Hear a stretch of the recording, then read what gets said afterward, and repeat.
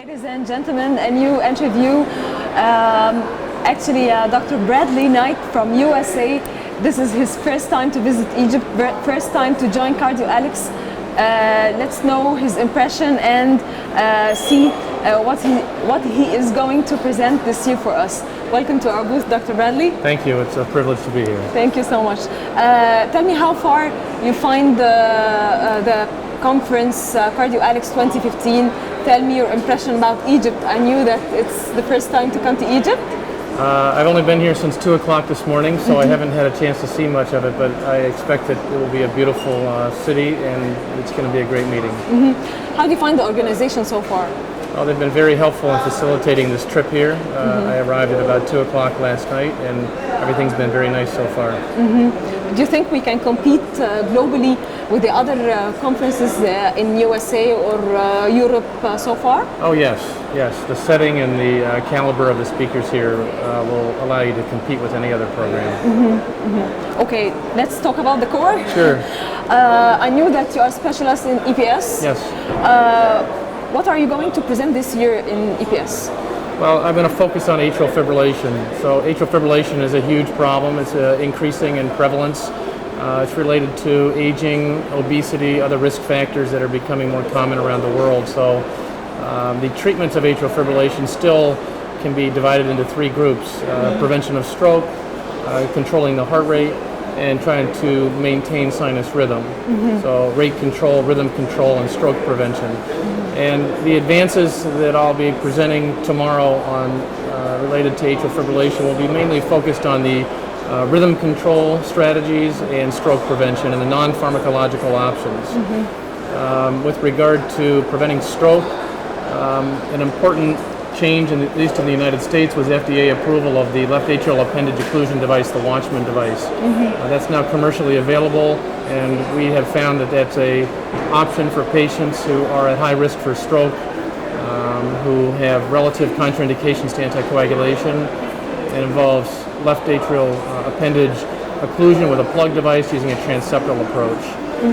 The other big advances have been in terms of catheter ablation, and historically we have performed pulmonary vein isolation by doing point-by-point ablation with radiofrequency catheter ablation. A big advance has been the availability of the cryo balloon.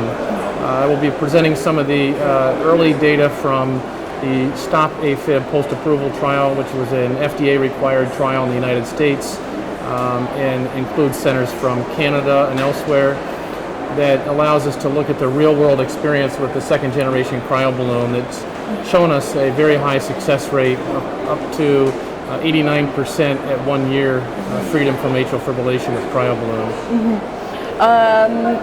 What's the latest with the EPS? The latest techniques, as the casual expression, what's the moda in EPS? Again, I think most of the technologies that have been developed are focusing around left atrial appendage occlusion, whether it's the Watchman left atrial appendage occlusion device, the Lariat suture snare that requires combined percutaneous left atrial appendage access from the transeptal as well as pericardial access, and then new advances in catheter ablation. I talked about the cryo balloon, second generation cryo balloon to isolate the pulmonary veins, but we also now have contact force sensors that allow us to measure and get a better understanding of how much contact we have with the ablation catheter to improve the lesion quality.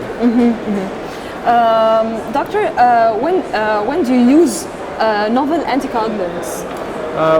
Novel anticoagulants are a very good alternative to warfarin in terms of stroke prevention.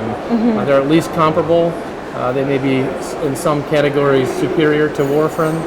They clearly are more convenient and have less drug interactions and don't require monitoring.